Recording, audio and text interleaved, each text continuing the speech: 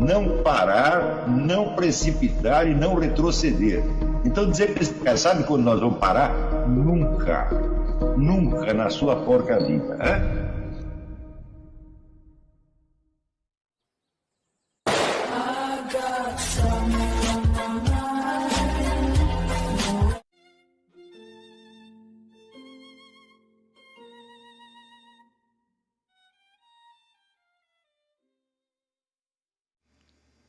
E aí pessoal, tranquilo?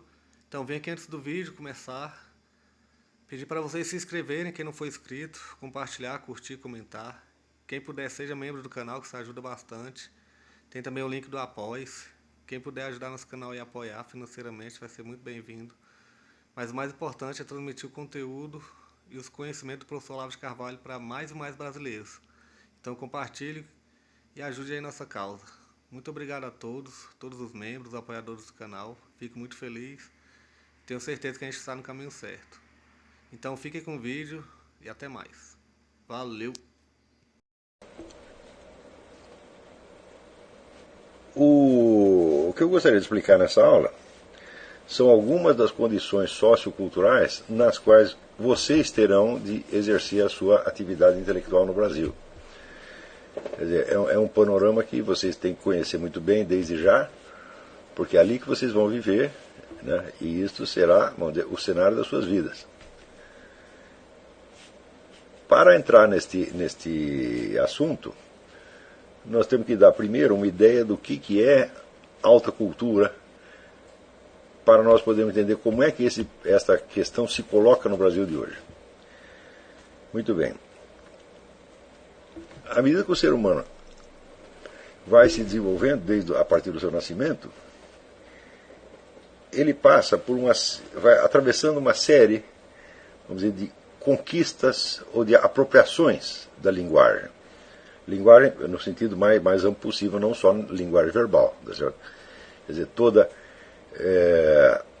apreensão e, vamos dizer, domínio de signos e significados.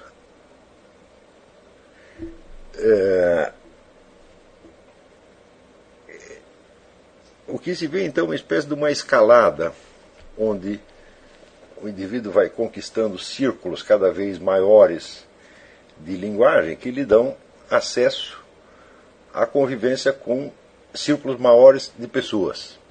Tá certo? E, portanto, há maiores e mais complexas possibilidades da ação humana. Tá certo? É claro que o primeiro círculo que ele tem que conquistar é a comunicação imediata com a sua família, com o pai, a mãe, irmãos, etc. E nós sabemos que ali todas as deficiências de linguagem que a criança tem serão supridas, de certo modo, pela própria família. Quer dizer, por exemplo, a criança que chora porque ela quer alguma coisa e ela não consegue dizer o que é, os pais fazem um esforço para entender, ele às vezes, frequentemente, acabam adivinhando. Então, não é propriamente ela que domina a linguagem. Né?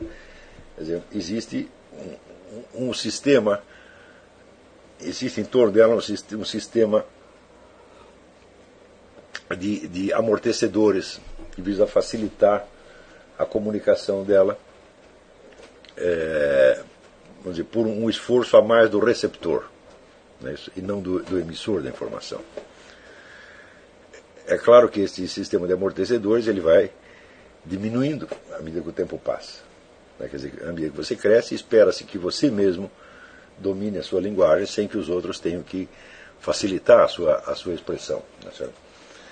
E assim por diante. Depois o indivíduo começa a ter amiguinhos, vai para a escola, e ele vai tendo que conquistar um repertório, não só um repertório, mas um sistema de signos cada vez maior e cada vez mais organizado, cada vez mais flexível e cada vez mais eficiente. Isso até o ponto em que, quando o indivíduo está próximo da idade madura, supõe-se que ele seja capaz de expressar, de comunicar tudo o que é necessário para a sua subsistência na sociedade humana. E se ele não souber, então dane-se. Quer dizer, se ele não consegue explicar as suas necessidades, os seus objetivos, ninguém tem nada a ver com isso e ninguém tem obrigação de ser tolerante e compreensivo com ele. Né?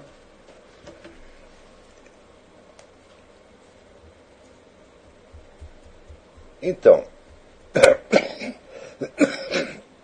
No período da adolescência, onde a convivência, o foco da convivência do indivíduo vai sendo transferido da família para o grupo das pessoas dos seus coetâneos, das pessoas da mesma idade, então, surge uma dificuldade extrema, que pode chegar a ser muito dolorosa em certas circunstâncias, que é, vamos dizer, a da conquista da aprovação pelo meio social. Quer dizer, você tem que ser aceito pelos seus professores, você tem que ser aceito pelos vários grupos de alunos, tá certo? E a aceitação depende de que as pessoas te sintam como um semelhante, te sintam como alguém que fala a mesma língua deles, que quer as mesmas coisas. Em tudo isso, né, vigora sempre a definição de Santo Tomás de Aquino, da amizade, como idem velle idem nole, quer dizer, querer as mesmas coisas e rejeitar as mesmas coisas. Se o que você quer é aquilo que eu quero, e se o que você rejeita é o mesmo que eu rejeito, então você é meu amigo, você faz parte do meu grupo, etc, etc. Então, por exemplo, aqui nos Estados Unidos é muito comum ver como a sociedade criou uma série de mecanismos para facilitar esta integração, porque a formação dos grupos de amigos aqui se dá, sobretudo, vamos dizer, pelas afeições comuns que as pessoas têm a certas atividades. Por exemplo, né, tem um clube de debates, tem um clube de música, tem, né, um clube de roqueiro, né, tem um clube de punks, etc, etc. Então você logo, como diz, encontra a sua turma. Tá certo? Encontrar a turma significa você adquirir uma linguagem que seja a mesma deles.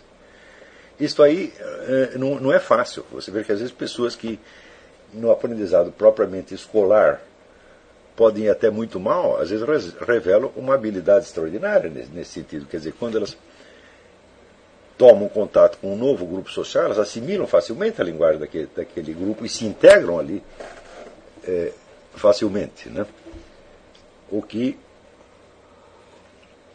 levou esse pessoal das inteligências múltiplas a reconhecer aí uma forma específica de inteligência, quer dizer, uma habilidade específica, quer dizer, habilidade que eles chamam de inteligência social, não é isso?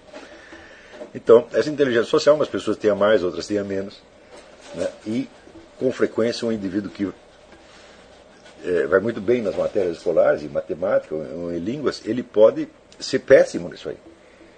Quer dizer, ele consegue, por exemplo, aprender uma língua se você a ensina, vamos dizer, pela gramática, por exercício, etc, etc.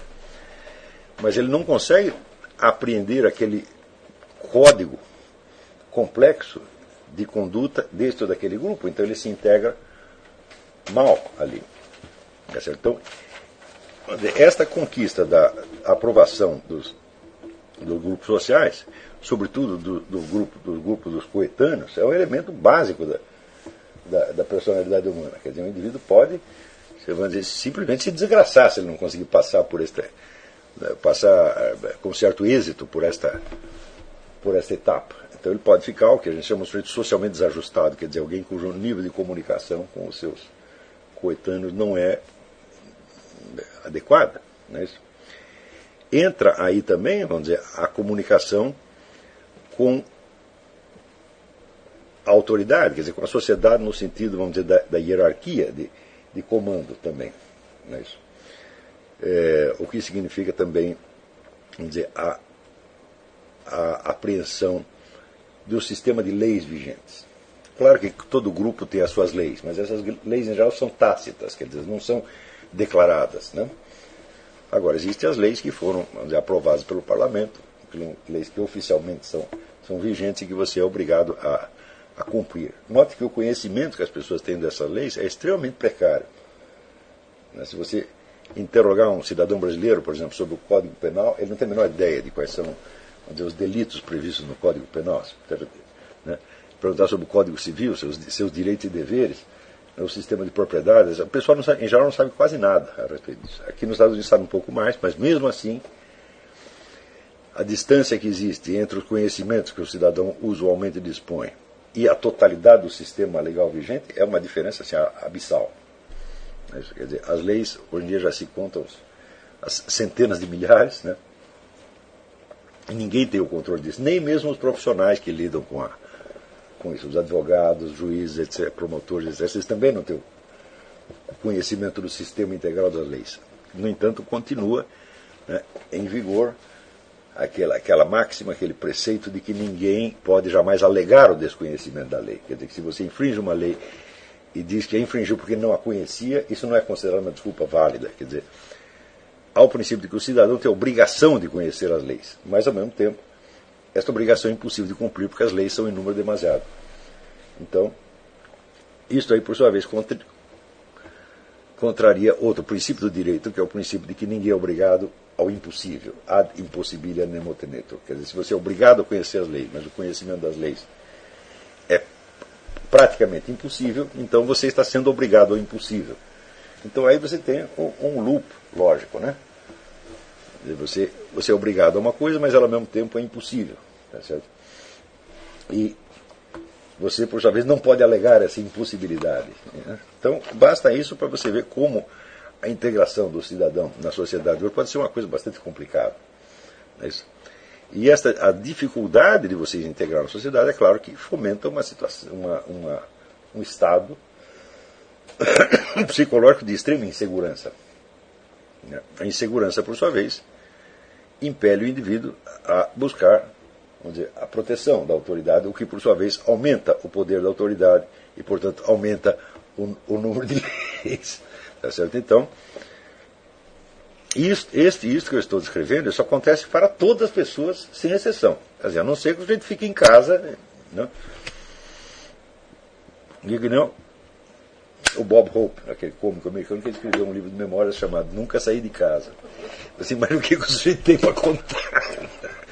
Então, a não ser que você nunca tenha saído de casa, então, algum desses problemas você vai ter topado. Quer dizer, a integração num grupo, cuja aprovação você necessita. Tá certo? Ou que, ao contrário, o grupo te rejeita sem você sabe o porquê. Mas, e também a integração na sociedade maior, no mundo das leis e do direito. Tá certo? Claro que, além do mundo das leis e do direito, existe o mundo gerador das leis do direito, que é o mundo da política. Frequentemente, as pessoas desenvolvem alguma participação no mundo da política, no mínimo através do voto e através das opiniões. Não é isso? Antes de ter a mais mínima ideia de qual é o sistema legal vigente. Existe já uma coisa incrível, quer dizer, as pessoas não conhecem as leis, mas elas exercem alguma influência aí através do voto, dos debates, etc, etc. Isso quer dizer, por aí você já nota que a integração do cidadão na sociedade contemporânea é um negócio cheio de percalços, cheio de contradições, cheio de problemas. Né? Mas, vamos dizer, justamente no período que vai da adolescência até a primeira mocidade, digamos, sei lá, dos 12 até os 21, 22 anos, é o período onde o seu meio fundamental deixa de ser a sua casa, a sua família, e se torna a sociedade maior. Então, é justamente nessa fase que aparece o problema da integração, da adaptação social do sujeito. Né? Note que o conceito, por exemplo, dos inadaptados, dos desajustados, marginais, etc., etc., também, quer dizer, é relativo, porque o marginal também está integrado em algum grupo. Quer dizer, um sujeito que vamos dizer, está totalmente fora das leis, que está sendo perseguido pela polícia, etc., etc., ele não está socialmente desajustado, porque ele está perfeitamente ajustado, digamos, dentro do grupo dos narcotraficantes, ou dos batedores de carteira, ou do sei lá o quê. Quer dizer, ninguém existe sozinho. Quer dizer, a existência humana, ela se dá através de uma trama, né, de relações que implica, então, vamos dizer, expectativas, aprovação, desaprovação, né, isso simpatias, antipatias, etc. E nós temos que lidar com isso 24 horas por dia. Não é isso? Então, qualquer atividade humana implica sempre uma expectativa quanto às reações que as pessoas em torno vão ter a respeito daquilo. Tá certo? E se você não tem isso, você não tem o conhecimento disso, você está completamente desorientado. Quer dizer, você ser capaz de prever até certo ponto as reações das pessoas às suas ações e palavras, é a condição sine qua non para você viver em sociedade humana. Então você imagina a quantidade de conhecimento que uma pessoa, por mais burra que seja, precisa ter simplesmente para viver em sociedade. Imagina a quantidade enorme de códigos que ela não seria capaz de expressar verbalmente, mas que ela sabe operar de algum modo. Tá certo? Coisa muito mais complicada, por exemplo, do que você aprender gramática na escola.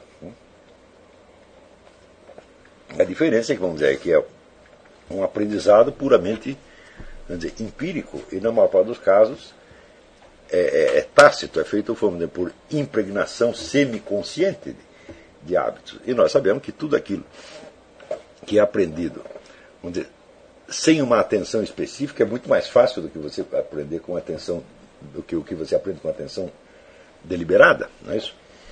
Então, por exemplo, quando você aprende a andar de bicicleta, tá certo? Se você tiver que explicar cada um dos movimentos que você fez e quais os movimentos que dão certo, quais que não dão certo, você precisaria escrever enciclopédias inteiras e você jamais chegaria a aprender a andar de bicicleta. Tá certo? Quer dizer que você tem certas impressões, e essas impressões se gravam na sua memória e elas se, vamos dizer, se articulam umas com as outras e você acaba aprendendo o que é para fazer. Tá certo? Esse aprendizado não é totalmente inconsciente, mas o processo do aprendizado é inconsciente. Não é isso? Quer dizer, o que se passou? Como foi que você aprendeu isso? Não dá para você explicar como aprendeu, né? Então, toda esta fase da vida, então, é enormemente problemática. E o que está em questão durante todo esse período não é nenhum problema objetivo, é você mesmo. O seu centro de preocupação é o seu próprio umbigo. Porque você está interessado em saber se as pessoas te aprovam, se o que você fez será bem ou mal recebido. Tá certo? Se você é um sujeito socialmente simpático ou antipático, tá certo? Se você está dentro ou fora do código, e assim por diante. Quer dizer, o foco da preocupação, o problema é você mesmo. Você é um problema ambulante, um problema para você mesmo. Tá certo? Então, durante todo este período, qualquer preocupação que o indivíduo tenha com questões objetivas nunca é direta, passa sempre pela preocupação subjetiva. Por exemplo, se o indivíduo está tentando aprender a jogar futebol, ele tem duas preocupações. Ele quer ser aceito pelo time. Né? Esta é a preocupação primeira. O aprendizado da técnica do futebol é somente, vamos dizer, um meio para isso. Então, o olhar que o sujeito lança sobre as coisas é sempre duplo. Está sempre, vamos dizer, medindo a dificuldade externa e medindo a dificuldade externa em confronto com a sua dificuldade interna, com o seu próprio estado. Tá certo? Mas o objetivo ali de todas as ações é sempre o próprio indivíduo. Ele precisa de algo, ele precisa se integrar neste grupo, ele precisa da aprovação de tais ou quais pessoas, ele precisa que a namoradinha goste dele, e assim por diante. Né? Então isso quer dizer que esse período da adolescência e juventude é um período de subjetivismo atroz. Tá certo? Onde o critério máximo de julgamento de tudo é o meu próprio umbigo. Tá certo? Só quando os problemas básicos da integração social estão resolvidos e já não são mais problema, é que sobra um espaço no HD mental do sujeito para ele pensar em problemas objetivos. E isso acontece quando a situação social do indivíduo se estabiliza de tal modo que ele já tem um domínio dos códigos habituais, ele não precisa mais pensar nisso. Então, por exemplo, o sujeito agora tem um emprego, então ele sabe o que se espera dele naquele emprego, ele sabe o que ele tem de fazer, tá certo? Ele tem uma família, ele tem um conjunto de obrigações, de desafios que ele tem de enfrentar, e esta atividade se desenrola dentro de um quadro de expectativas sociais que já está estabilizado e que não necessita de uma atenção específica mais, a não ser que aconteça algo de anormal. Por exemplo, o seu chefe mudou. Você tinha um chefe que era assim, assim, assado, de repente chega outro sujeito lá com uma mentalidade completamente diferente. Então cria momentaneamente um desajuste. Tá certo? Se esses desajustes acontecerem a todo momento, você está liquidado, porque você não conseguirá sair da situação de insegurança juvenil. Tá certo? Então, mas quando estabiliza o quadro, então o indivíduo está pronto para começar a desempenhar alguma atividade real, quer dizer, ele começa a cuidar de problemas objetivos. Por exemplo, se ele é um mecânico de automóveis, ele já não precisa mais saber se o cliente da oficina gosta dele, não gosta dele, ele precisa consertar um carro. Quer dizer que o problema subjetivo tem que ser deixado de lado por um momento e ele tem que resolver um problema realmente. Né? Muito bem. Todo o período que nós chamamos de educação do indivíduo, que é, vamos dizer, desde a infância até o fim da adolescência, é centrado, então, na própria pessoa. E o problema que está sendo trabalhado ali é o do ajustamento social. Está entendendo? Então, isso quer dizer que, por exemplo, quando você está estudando história no ginásio, você não está interessado propriamente nos fatos que aconteceram na história. Você está interessado em você ser aprovado no exame do fim do ano. Quer dizer, o foco central é você mesmo. A história é um instrumento, o seu aprendizado da história é um instrumento para você conseguir uma aprovação da qual você necessita. Tá certo? Também é claro que existe aí, fora dos problemas do aprendizado escolar, existe o problema, vamos dizer, das afeições, daquilo que você gosta ou não gosta. Nesse período, por exemplo, você pode descobrir que você gosta de certas disciplinas na escola e você não gosta de outras. Algumas mexem com a sua imaginação, lhe dão uma satisfação subjetiva. Note bem que mesmo aí o foco não está no objeto propriamente dito daquela disciplina, mas na satisfação que ela dá a você. Não é isso? Então, por isto mesmo, todo o processo de educação é um teatro. Quer dizer, tudo que se passa na educação não corresponde à realidade do que está sendo ensinado, mas à situação pedagógica criada. Não é isso? Por exemplo, no ensino de uma disciplina qualquer, a ordem do ensino não refletirá a estrutura interna da disciplina, mas a ordenação pedagógica que for considerada a mais propícia para o seu aprendizado. Não é isso? Então, isso quer dizer que coisas que não têm grande importância na estrutura interna da disciplina podem ter importância pedagógica, porque elas são, vamos dizer, mais fáceis de ensinar. É isso? Então,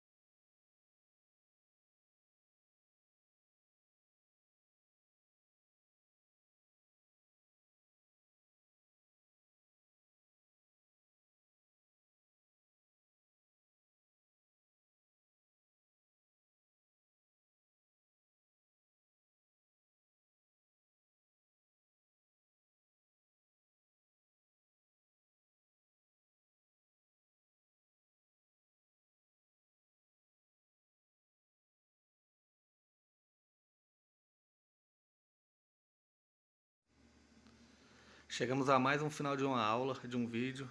Espero que tenham gostado. Quem não se inscreveu ainda, se inscreva, compartilhe, comente. Ajude o nosso canal, apoie, seja membro. E ajude o nosso canal a chegar a cada dia a mais brasileiros que precisam muito do conhecimento do professor Olavo de Carvalho. Então é isso aí, fique com Deus, até o próximo. Valeu! Então é isso aí, pessoal. Que é o nosso canal. Que são alguns livros que eu já li. A maioria foi doação, mas alguns eu adquiri, professor Olavo de Carvalho. Alguns livros se perderam aí que eu emprestei. Professor Alexandre Costa. A Bíblia Sagrada. 10 lições sobre Karl Marx. Indico a não ler esse livro, que é muito ruim mesmo. São os pensadores aqui que realmente, como o professor Olavo de Carvalho disse, não são pensadores. Valeu, tamo junto aí. Apoie nosso canal, seja membro.